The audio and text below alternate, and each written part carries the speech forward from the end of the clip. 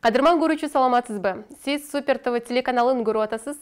Эгер Супер ТВ YouTube каналынан бизди көрүп, бизге буга чейин каттала элек болсоңуз, дароо катталыңыз. Азыр болсо, сиздер үчүн сиздер күткөн күтсөңүздөр эле керек.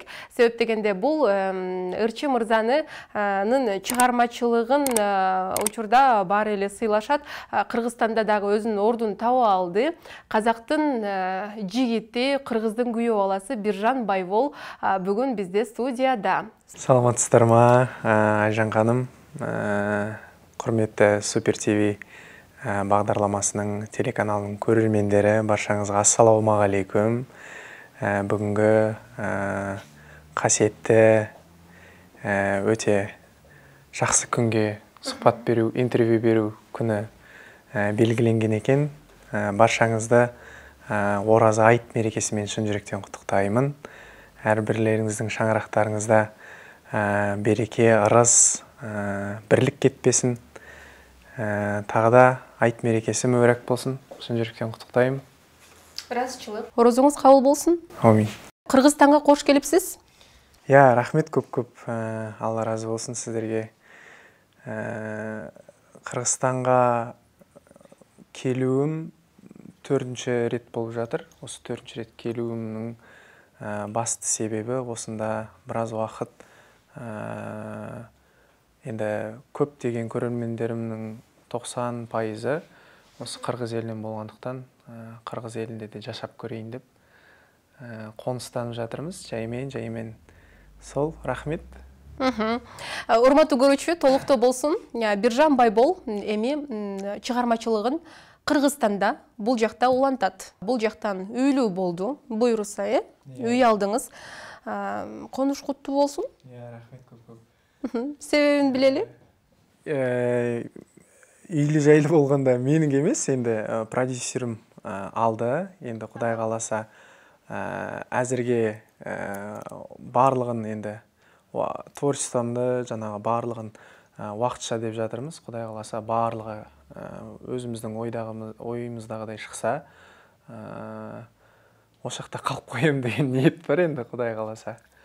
Басты себебіміз енді жаңа айтып кеткендей, көрермендеріміз, қолдаушыларымыздың көбі осы елден болғандан кейін осы жақтың атмосферасын сезіне отырып, жаңағы творчествомыз бәлкім одан да күшті болып кетеді деген ниетпен осы жақта көрейік деп келген ниет бізде.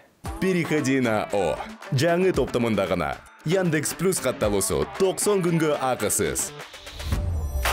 Музыка жана подкасттарды угуу менен ырахаттан. Фильмдерди жана сериалдарды көр. Таксиге арзандатуу ал. Аудио китептерди окуу жана ук. Тезирээк кошул. Яндекс Плюс катталуусун 90 күнгө белекке ал. Переходи на О. Сага керектүүнүн баары алдыңкы оператордун бир эле тарифинде. Конус аударганыбыздын басты себеби сол. Енді көп деген мықты ырчыларыңыз бар ғой сіздерде, мысалға Мейірбек Атабеков, Нұрлан Насип, сол кісілердің деңгейіне жетуге, сол кісілердің жолымен жүруге, жаңағындай сол кісілердің деңгейіне жету үшін сондай жаңағы әрекет етіп жатырмыз да, соған осы жаққа көшіп келген жайымыз бар сол. Рахмат, бирок анткени менен Казакстанда казактын дагы мыкты ырчылары бар, биздин ырчыларды айтып өтпөдүңүзбү? Алар менен чогуу аралашып, мына ушул жакта чыгармачылыгымды бир калыпка келтирип алайын дедим депчи. Бирок сиздерде дагы кыйындары көп. Эмнеге бул жак? Бул жактан мындай айтайын дегеним, бул жактан популярдуу болуу сиз үчүн, жеке сиздин чыгармачылыгыңыз үчүн жеңилирекпи? Жоқ, әр нәрсенің жаңағы жеңіл деген болмайды ғой. Әр нәрсенің өзінің қиыншылығы бар. Оңайшылықпен келмейді, қандай мысалға маман болса да, қандай мамандық болса да, ешқашан оның оңай тұстары болмайды. Қырғыз еліне жаңағындай біздің Қазақстанға қарағанда шынымен де Қырғыз елінде кішкене популярностьіміз артқаннан кейін соны нақты нүктесін қою үшін бірден жаңағы осы жерден бастайық. Ал Қазақстанымыз болса, күте тұрады ғой. Өзіміздің жер, өзіміздің еліміз. Ол жаққа да енді танымал болуымызға әрекет етіп жатырмыз. Құдай қаласа, ол жақтың да мен деген әншілермен дуэт жазамыз деген ниет бар. Буга чейин кыргыз кызы менен дуэт кылып ырдап келген болсоңуз деле, бирок кыргызча эмес, казакча эле ырдап аттыңыз да. Казакча, анан кыргызча, эмнеге ушул суроону өзүңүзгө берип көрдүңүз беле? Эмнеге кыргыздар мени көбүрөөк тааныйт? Кыргызстанда мен көбүрөөк популярдуумун, Казакстанда анчейин эмес деген суроону эмнеге, себеби эмнеде деп ойлойсуз? Сиз казакча эле ырдап атасыз, казактын жигити. Былай ғой, мынандай жанагындай коллаборация деп коет бизде творчествода, например, жана взаимный отношения дейма, калай айтса болот. Мисалга, Казакстанда бизден Нурайым карындашымды жакшы көрсе, мени Кыргызстанда жакшы көрөт деген себеппен. Енді мисалга өзге ұлттың баласы сол ұлттың жанагы мисалы Кыргыз елінің әнін орындап, болмаса Кыргыз елінің ұлттық киімін кигеннен кейін солай жақсы көріп қалды деп ойлаймын. Мисалга бізде де Нурайымды өте қатты жақсы көретін көп та адамдар. Творчествосын құрметтейтін, мисалга оның үстіндегі киген киімін құрметтейтін, мисалга. Сондықтан сондай деп ойлаймын өз басым. Ондай сұрақ болған өз басыма. Қазір жауабын бердім деп ойлаймын. Мен дагы бир нерсени кошумчалайт элем. Кайсы бир маегиңизден угуп калгам. Мага Казакстанга караганда айрым учурларда Кыргызстанда жүрүү көбүн эсе жагып кетет деген бир маегиңиз бар болчу да, эстесеңиз керек, Балким бизде сиздин бул сизди таанып атканы, сиздин ырларыңызды жакшы көрүп угуп атканы, бул сиздин Кыргызстанга болгон сүйүүңүздөн улам. Дұрыс айтасыз, өте дұрыс айтасыз. Тағы да бір айта кететін жайт бар. Мысалға, көп өзім Инстаграмда да, стористарыма да, барлық жаққа да айтып жүрем. Біз осы жақында жаңа әндерімізді, жаңа клиптерімізді түсіру үшін Түркия еліне барып қайтқанбыз. Біздің Қазақстанда түріктерді өте қатты құрметтейді. Түріктердің президенттерін құрметтейді, Ердоғанды. Мұсылман тектес мемлекеттер болғаннан кейін бауырларымыз деп қабылдайды. Бірақ менің ойымша, енді Түркия еліне бардым, Түркия елінің халықтарының ортасында жүріп көрдім. Маған кішкене некомфортно болды. Себебі ал Қырғызстанда мысалға бір жерге апарып тастап кетсе өмір сүре беруің жеңілірек деп ойлаймын. Себебі тіліміз, салт дәстүріміз барлығы қатты ұқсайды да. Қатты ұқсас та, мысалға. Себебі енді түрімізде де қатты отличие жоқ қой. Мысалы, қазақ пен қырғыздың түрлері қатты монголоидтық не дейді ғой. Сол қатты айырмашылық жоқ. Ал түріктерде бірден түрік екенін танисың. Сақалы бар деген сияқты, қасы қалың, көзі қиылған, мысалға. Сондықтан Қырғызстанға келген кезде әрдайым өзімнің туған жерімде жүргендей сезінемін. Бір шет мемлекет деп қарамаймын. Тем более менің туып өскен жерім, өзім туылып өскен жерім Қырғызстанмен шекаралас. Бір қалай айтса болады, бір 10 шақырымдық ара қатынас не бар ғой деймін, ара қашықтық бар ғой деймін. Таразды айтып отырсыз, Тараз енді біздің Жамбыл облысының орталығы, Тараз қаласы. Ал Меркі деген, мысалға Жамбыл облысында сіздерге мына Қордай жақын ғой. Қордай и Меркі деген аудан бар да, екі шар. Қордай и Меркі. Осы Жамбыл облысына жаңа Қырғызстанмен шекараласып жатқан аудандардың бірі. Өзіңіздің көрермандарыңыз үшін жаңалық киргиздиңиз кыргызча ырдап. Анан неге жеңелерден баштадыңыз, жеңелер? Жеңелер ең алғашқы жанағы қырғызша тілінде орындаған әнім емес. Ең бірінші. Буга чейин да бар беле. Ең бірінші біз осы Нурайым қарындасымызбен дуэттің жанағы дуэтке ұсыныс тасталмай жатып, Нурайым қара қыз деген ән шығарған болатынбыз. Ол ән біздің еліміздегі ретро стиліндегі ескі ән болатын. Ескі ән болса да есті ән болсын деп. Басында қырғызша айтып көрдім. Уа, қарағыз деп. Содан атын қосып көрейші осы Нұрайканың деп. Уа, Нұрайым қарағыз деп айтып едім. Саптары барлығы түзеліп тұрды. Содан сөзін бірден қырғызшасын Сүйін Құбатова деген апамыз бар осы жақта. Жалғызымсыңның сөзін жазған Сталбек Бақтылы деген атамыз екеуін. Сол Сүйін Құбатова апама бірден жібердім. Осылай апа аударып берсеңіз, қотарып берсеңіз осының сөзін деп. О кісі бірден жазып жіберді маған. И айтып отырмын жаңағыда. Мысалға түріктердің әндерін алатын болсақ, кішкене өзгертулер болады да, мынау прямой аударды да біздікінен. Жаңағындай самал дегенді, сол бізде де самал дейді мысалға. Сол тиктогыма салдым шыққаннан кейін. Осылай қазақ баласы қырғыздың шырайлы қызына ән арнады деп. Халық бірден күшті қабылдап кетті. Ең алғашқы тиктогымдағы үлкен жаңағындай просмотр жинаған видеоның бірі болды. Сол. Көп мысалға қазірде де өзіміздің Қазақстанда да таксиге бір жерге отырып қалған кезде достарымыз, мені танитын, солар жіберіп отырады. Ой, күшті әнің хит болып жатыр екен ғой деп. Қырғызстанда қалай тыңдалып жатқанын білмеймін, біздің Қазақстанда жақсы тыңдалып жатыр, иә. Оғатауыз, Ал жеңелерге келетін болсақ, жаңағы көп ежелеріміз бізге Қырғызстанға күйеу бала бол дейді ғой. Соны жеңелер де біздің баяғыда бала күнімізде тойда қойылатын әндердің бірі болатын. Оның қазақша варианты жоқ болатын, тек қырғызшасына билейтін біздің қазақтар. Сіздерде де мысалға көп мейрамханаларға барып тыңдасам, жаңағы біздегі Рахымжан Жақайымның мысалға 18 бен 25, Қызыл Раушан деген әндер қойылады. Сол сияқты бізде жеңелер әні қойылатын кезінде де. Сол ән әйтеуір есімде болатын. Басындағы сөздерін білем, аппақ ақай, аппақ шайыр жеңгелер, сондай сөздер есімде қалған. Ал екінші куплетіндегі несін тыңдасам, жаңағы башымдағы қалпақты жолақ аштыңдар, күйеу бала келді деп ешік аштыңар. Сол менің жаңағы қазіргі творчествома байланысты жаңағындай күшті келіп кетті да, сол тақырып жеңелер деген. Содан кейін продюсеріме келіп, Аслан аға осылай осы әнді айтып шықсам қалай болады, күшті қабылдайтын сияқты халық деп.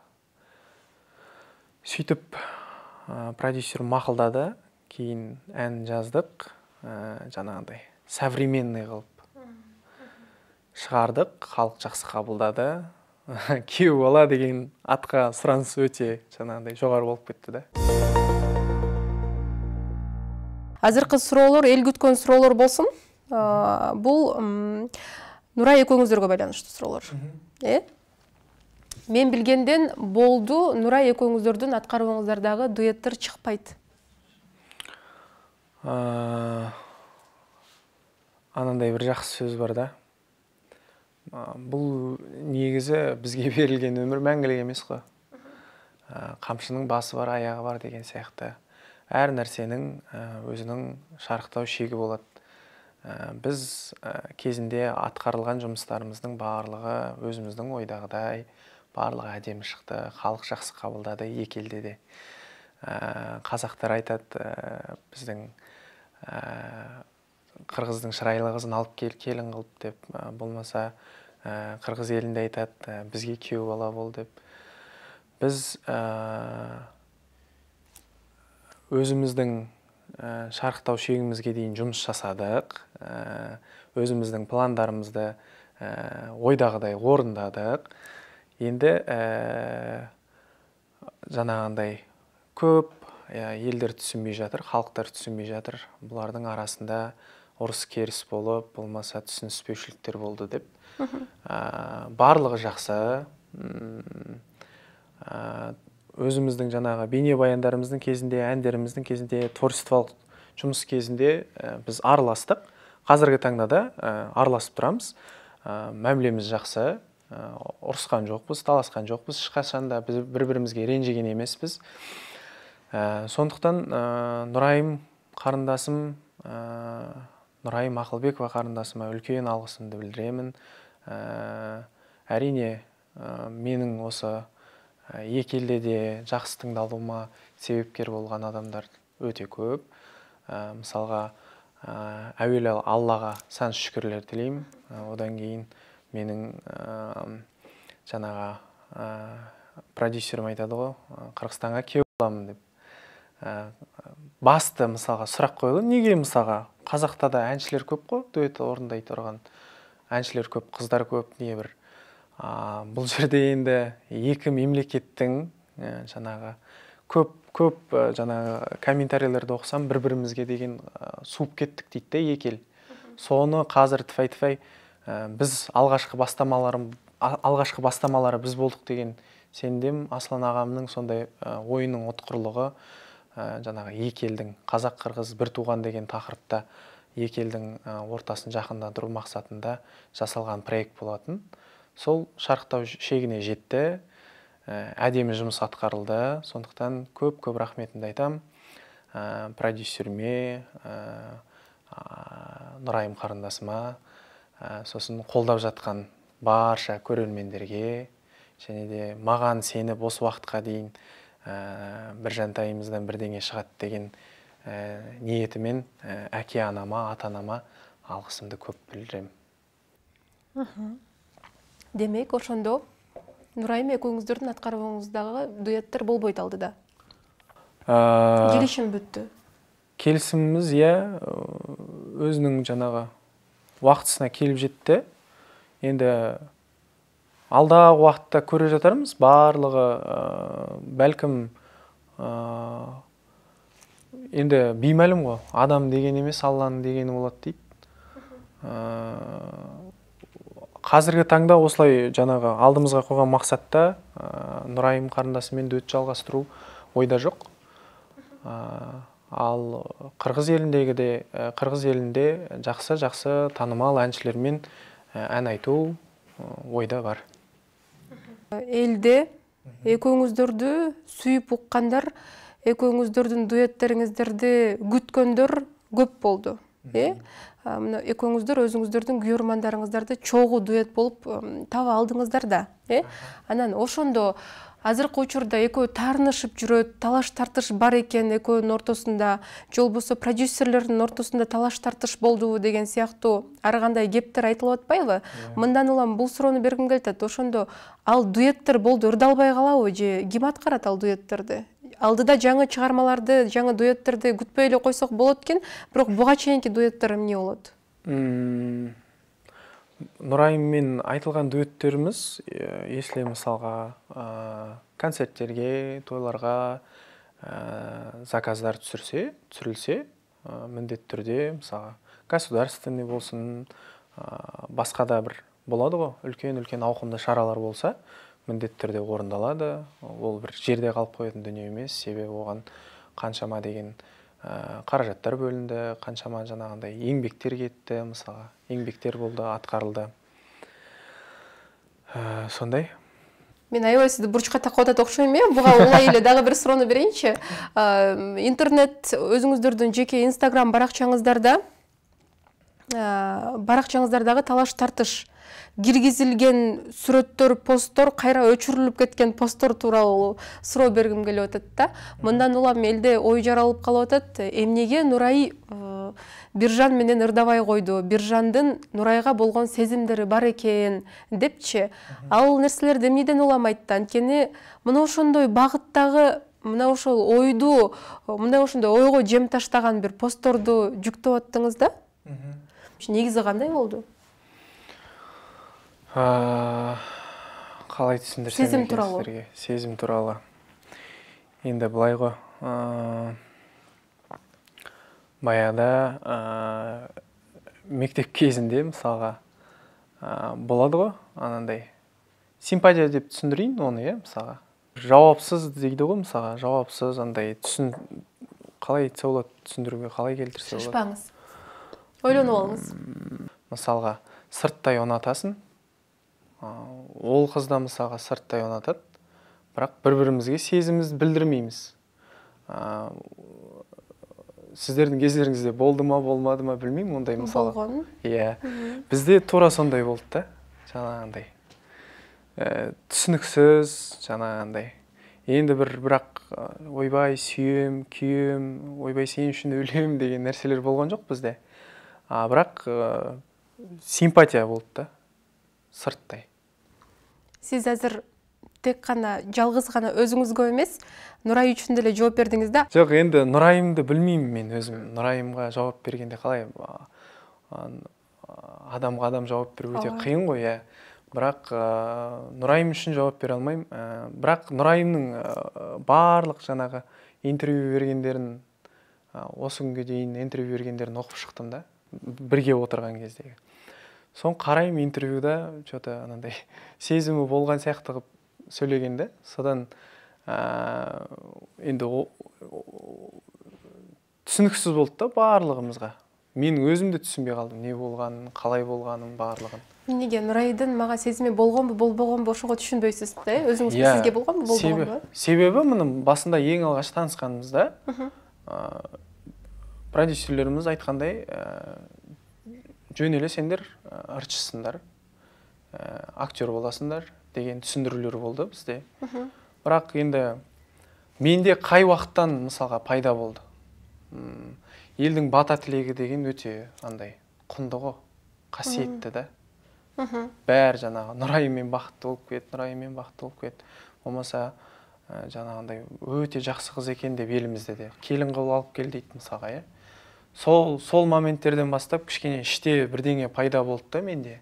Жылулық. Иә, жылулық. Енді ол бір қатты бір күшті бір махаббат деген нәрсе емес, бірақ сондай бір іште жылулық пайда болды. Сезімдер пайда болды. Иә. Продюсерлерimiz айтты да, ол махаббат болып кететін болса, мысалға ертең ол жұмысқа өзінің бір кедергілерін келтіруі мүмкін да, қандай жағдай болса да. Сондықтан ондай нәрселер болмасын деген баста келісім болған арамызда. И сол нәрсені ұстап қалдық біз. Интрига қылып қойдыңыз да? Нұрайды, анан дагы бир жигитти жүктөдүңүз дагы биздин чыгармачылыгыбыздын токтолуп калышына себепкер адамдар деген сыяктуу кылып туруп кайра өчүрүп койдуңуз. Ал жигит мен билгенден акын жигит болсо керек, азыдан чыгып келаткан, кичине мындай өзүнө ат жасап аткан акын жигит. Ол стористар аздап немен кызуулукпен жазылып койду да. И ол нерселер үчүн барлық халықтан, Нұрайымнан және шығарған жігіттен де кешірім сұраймын. Бұл жаңағы менің немдегі үлкен бір қателікке алып кеп соқтырды да. Сондықтан кішкене өзімде түсінбей кеттім сол нәрселердің барлығын. Сондықтан өтті, кетті, бояуы сіңді. Солай жылы жабылған дұрыс деп ойлаймын. Барлық адамдардан, барлық дұрыс түсінбей қалған адамдардан кешірім сұраймын. Анда мен азыр негизи эле мына ошол теманы жабып койт окшойм. Сезимдер тууралуу, түшүнбөстүк тууралуу талаш тартыш темасын жабайын анда, так жооп деле ала албайт экенмин да. Сыр экен баары бир, Анткени көп эле суроолор жоопсуз кала берет экен. Балким убакыт сааты келе элек, мына ошондой кылалы. Анда Биржан Нурай аркылуу популярдуу болду бул жигит дегендер ошондой сыяктуу комментарийлер кыжырыңызды келтиреби? Жок, келтирмейди. Себеби Нурайымдын өзүнүн жанагы коскон үлөсү жогору. Сондуктан эч качанда маган ол нерселер жыныма келтирмейт. Себеби еңбек сіңді мен танылуыма, Кыргызстан елінде, Қазақстанда мысалға Кыргызстанга караганда ондай не болмаса да, Кыргызстан еліне басты жанагы танымал болуыма өзүнүн септигин тийгизген бирден бир Нурайым Акылбекова карындасым. Сондуктан үлкен алгысымды билдирем. Мен үчүн енді кичкене уақытша өте турган бир сынак болду ол нерселердин барлыгы. Иә. Сондуктан жанагы ендиги ішетін шайымызды үрлеп ішеміз ғой. Одан кейінгі мысалға Сондықтан келесіде барлық нәрсені ойланып, түйіп, солай жасаймын деген ниеттемін. Айрымдарда бир жеке бир принциптер болот, же өзүнүн тандоосу болот айрымдардачы. Мен улутка карабайм деген сыяктуу. Сүйүү болсо, кайсы улуттун кызы болбосун үйлөнө берем деген сыяктуу. Айрымдарда андай эмес, жок. Мен казактан кыз алышым керек, же мен кыргызга турмушка чыгышым керек деген сыяктуучу. Бул жаатта сизде кандай? Бардыгы тең сизди кыргыздын күйөө баласы деп атап алышты, кыргыздын күйөө бала катары кабыл алып алышты. Күйөө бала болуп калышыңыз мүмкүнбү? Кыргыз кыздары ынап жатабы? Жанагы айтып кеткендей, эч кандай айырмачылык жок дедим го. Главный менде бир принцип дейтин нерсе жок. Главный әйтеуір мусулман элинин, мусулман тектес мемлекеттин кызы болса, енді кыргыз элине күйөө бала болуу мендеги бир арман ғой бул. Кудай кааласа, барлыгы дұрыс болса, барлыгы жакшы болса, ойдагыдай болса, барлыгы, неге күйөө бала болмаска? Кыргыз элине сыйлап турган элге. Сол жактырган кызым болса, кыргыз элинин, онда міндетті түрдө болот го. Биржан, эмне болсо дагы сиздин бул жака келип чыгармачылыгыңызды бул жактан улашыңызга биз кубанычтабыз албетте. Өзүңүздүн күйөрмандарыңызды топтой алдыңыз. Анан барыңыздар үчүн, мына ошол Биржандын күйөрмандары үчүн жакшы бир жаңылык. Алдыда Биржан өзүнүн концертин дагы пландап атат. Келиңиз, алдыдагы пландар тууралуу сүйлөшөлү азыр. Антпесе сизди кечкете эзип салдым го. Бул жакта бир эле суроону кечкете берип атам. Сиз болсо орусча айтканда скромно жооп берип атасыз. Болашаққа үлкен жоспарлар құрып қойдық. Құдай қаласа, барлық ойдағыдай болады деген сенімдемін. Түркия елінде де бұл осы Қырғызстандағы менің, біздің продакшнның, продюсерлік орталықтың алғашқы концерті болғандықтан үлкен жанандай дайындық жасап жатырмыз. Түркия еліндегі барудың басты себептерінің бірі сол. Жаңа әндеріміз, жаңа бейнебаяндарымызды сояқтан түсіріп келген болатынбыз. Соның барлығын концертте көрсететін болатынбыз, Құдай қаласа. Концертке дейінде шығатын бейнебаяндарымыз бар. Концерттен де тамашалайтын бейнебаяндарыңыз болады алдағы уақытта, клиптеріңіз. Құдай қаласа, ерекше, елдің есінде қалатындай бір жақсы концерт болуына үлкен жұмыстарды атқарып жатырмыз. Жаңағындай.